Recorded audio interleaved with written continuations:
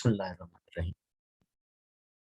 Welcome to our YouTube channel, Maqsood Ali Abbas. This channel is a learning hub for BS and MS classes. So you can subscribe the channel, like and share the lectures.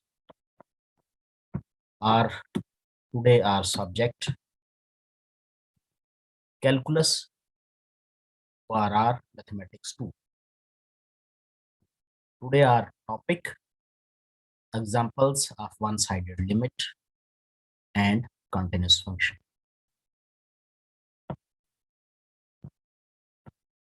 Let us see example of a function oscillating too much.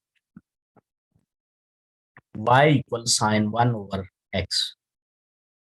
इसके हम limit check करेंगे, इसका behaviour check करेंगे। ऐसे उसने कहा है कि show that y equal sin 1 over x has no limit. इसकी लिमिट एग्जिस्ट नहीं करती as x approaches 0 from either side. x की तरफ हम किसी भी साइड से अप्रोच करें। चलें इसे चेक करते हैं। होता क्या है कि जब इसका ग्राफ बनाया जाता है ना, ये y इक्वल sin 1 x, हम ये बात जानते हैं कि साइन ट्रिग्नोमेट्रिक फंक्शन है। ट्रिग्नोमेट्रिक फंक्शन की वैल्यूज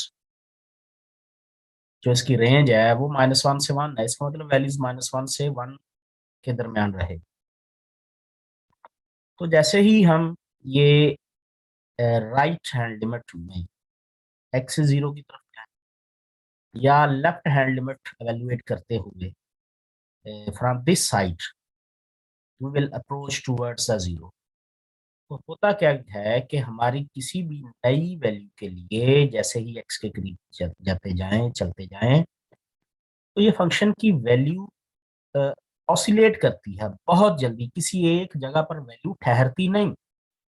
जैसे ही हम नया पॉइंट लेते हैं तो हमारी वैल्यू जो होती है वो ऑसिलेट कर जाती है। तो ये जो टू मच ऑसिलेशन है, इसकी वजह से हमें कोई डेफिनेट वैल्यू की तरफ हमारा फंक्शन नहीं जाता। As x approaches 0, its reciprocal 1 over x grows without bound। जैसे जैसे x 0 की तरफ जाएगा तो ये 1 over x की वैल्यू बहुत ज्यादा हाई वैल्यू हो जाएगी, grows without bound. And the values of, और अगर हम साइन 1 over x देखें तो यानी 1 over x से जो भी वैल्यू बने उसका साइन लिया जाए, साइकिल रिपीटेडली फ्रॉम -1 to 1, तो मुसलसल हमारी वैल्यूज -1 और 1 के दरमियान ही रहेंगी। There is no single number l that the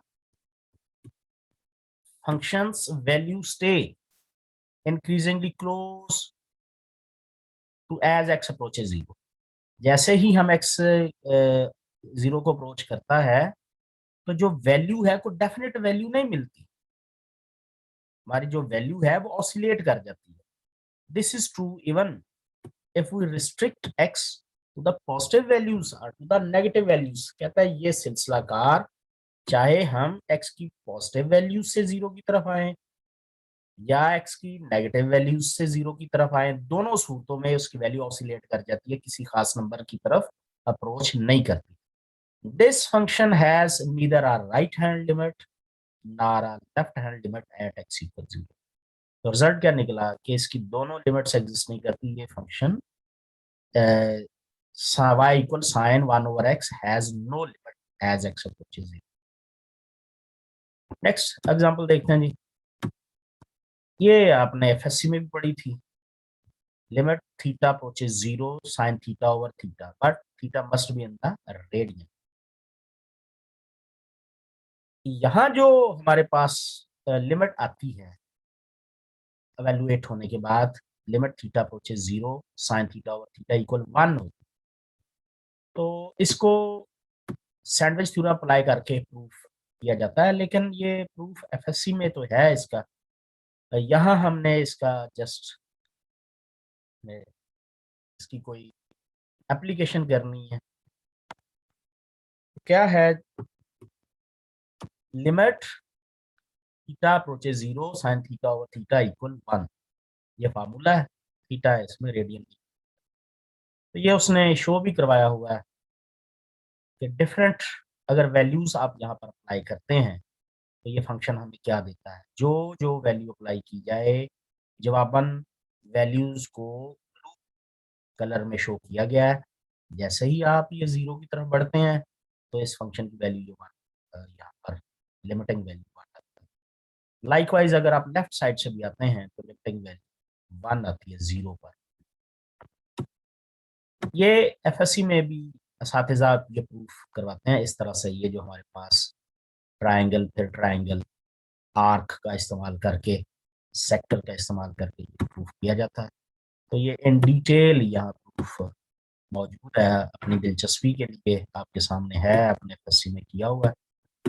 लेकिन यहाँ पर जैसे कि मैंने कहा कि क्वेश्चंस में ये अप्लाई होगा, तो आपको इसकी एप्लीकेशन का पता होना चाहिए। ये दो किस्म के हमारे पास प्रॉब्लम्स हैं जिनमें यही फार्मूला अप्लाई होगा। Limit theta approaches zero sine theta और थीटा इक्वल 1।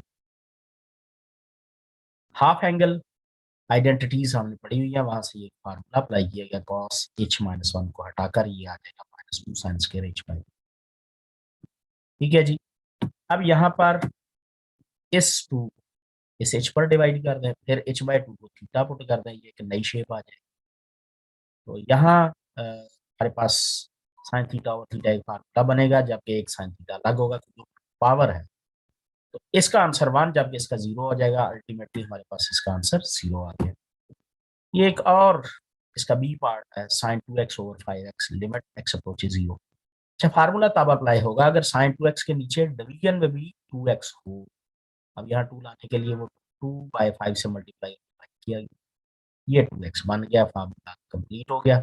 तो अप्लाई करेंगे तो ये हमारे पास आंसर आ जाएगा। नेक्स्ट हमारा टॉपिक है जी, अगर हमारी लिमिट्स एक्स अप्रोचेस इन्फिनिटी हो। ये देखिए जरा, इसको पढ़ते हैं। Limit as X approaches infinity or minus infinity. पहले अभी हमने जो वन साइडेड लिमिट में पढ़ा या उससे पहले पढ़ा, X approaches to a finite number था। अब इन्फिनिटी की बात आ रही है। We say that F X has a limit L, किसी भी फंक्शन की लिमिट एल होगी अगर एक्स अप्रोच करे इन्फिनिटी को। फार्मूला क्या बनेगा, limit X approaches infinity F of X equal L, ये फार्मूला। ठीक है जी। बस यहाँ के फाइनाइट नंबर को अप्रोच नहीं कर रही, आप कर्सर देख रहे हैं, बल्कि इसको अप्रोच कर रही इन्फिनिटी। ये जो है यहाँ पर प्रिसाइज डेफिनेशन हम इस्तेमाल नहीं करते। नेगेटिव इन्फिनिटी के लिए minus infinity, we say that F X has the limit L as X approaches minus infinity, limit X approaches minus infinity F of X equal. दोनों सूरतों में हमारे पास कोई definite number answer L number आना चाहिए, तभी हम कहेंगे कि लिमिट एग्जिस्ट करती है। अब ये हमारे पास जो है limit at infinity F of X equal 1 over x, इसको देखते हैं। जब हम यहाँ पर देखेंगे तो एक्स अगर पॉजिटिव इन्फिनिटी को अप्रोच करता है तब भी आंसर 0 है, नेगेटिव इन्फिनिटी को अप्रोच करता है तब भी आंसर 0। मगर पॉजिटिव इन्फिनिटी को अप्रोच करे तो ग्राफ ये बने, और ये बी पार्ट में नेगेटिव इन्फिनिटी को अप्रोच करे तो ग्राफ ये बने। फिर समझ लें,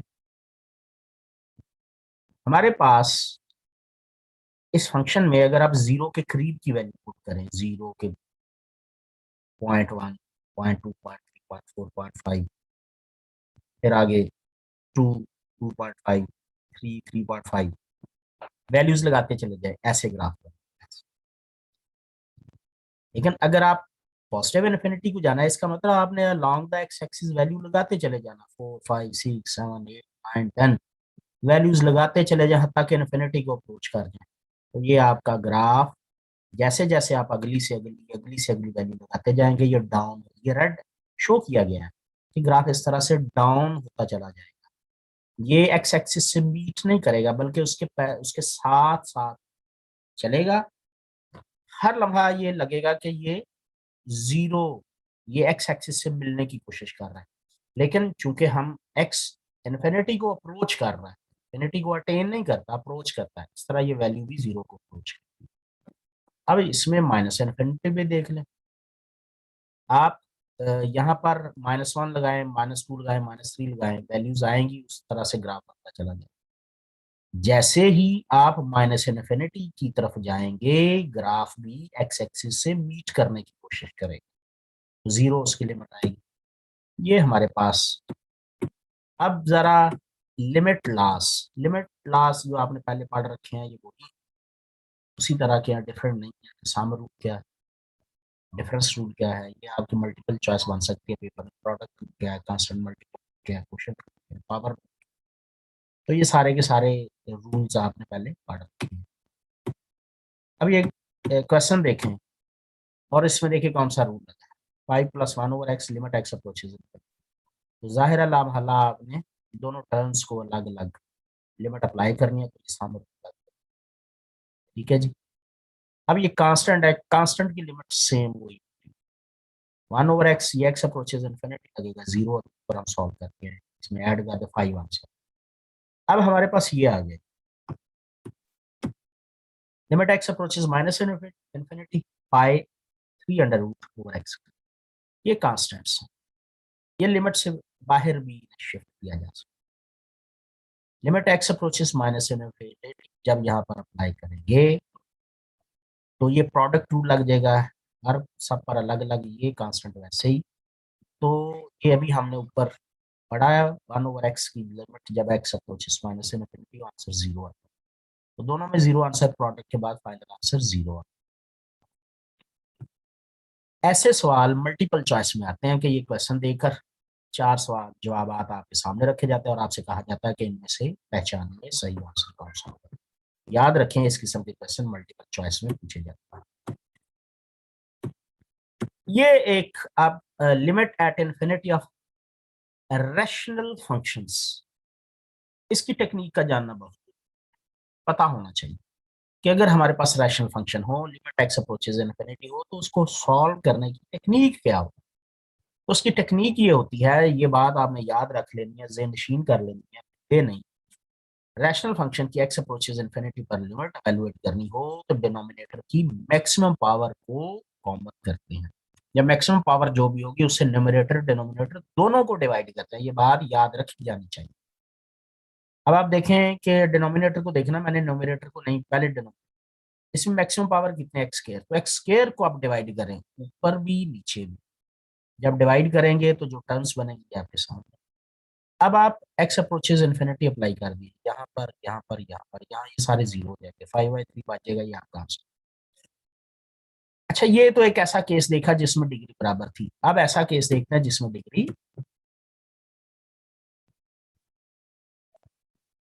न्यूमरेटर की लेस है, डिनोमिनेटर की ज्यादा है, लेकिन हमारा उसूल वही होगा, डिनोमिनेटर की जितनी हाईएस्ट पावर है उसे कॉमन, या उस पावर से न्यूमरेटर डिनोमिनेटर दोनों को डिवाइड की।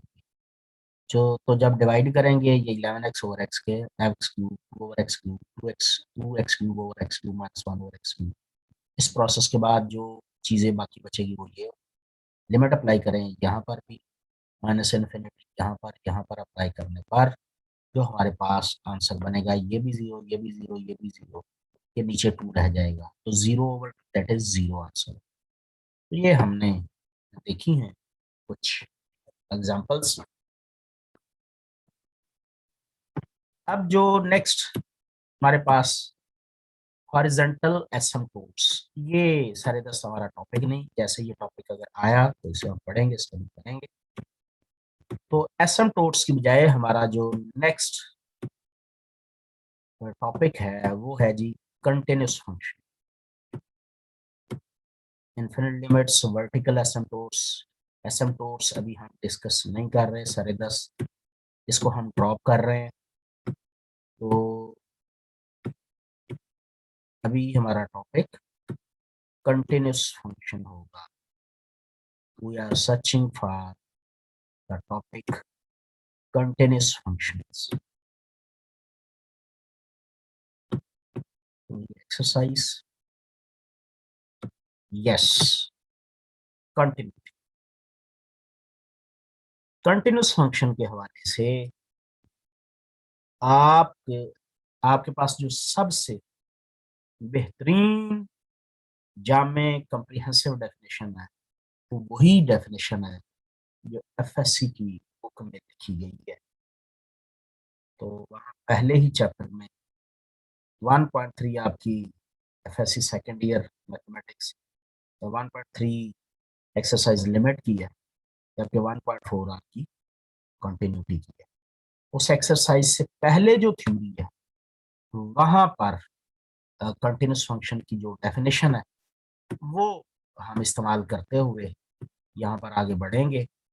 तो मैं चाहूंगा कि आप एफएससी में क्या है कंटिन्यूस फंक्शन की डेफिनेशन, वो आपने कमेंट सेक्शन में जाकर लिखनी है। यही आपका क्वेश्चन है, यही आपका सवाल है कि व्हाट इज कंटिन्यूस फंक्शन, उसकी डेफिनेशन आपने लिखनी है। फिर जो नया हमारा मैं लेक्चर दूंगा आपको, उसमें मैं आपको इन डिटेल कंटिन्यूस फंक्शन समझाऊंगा।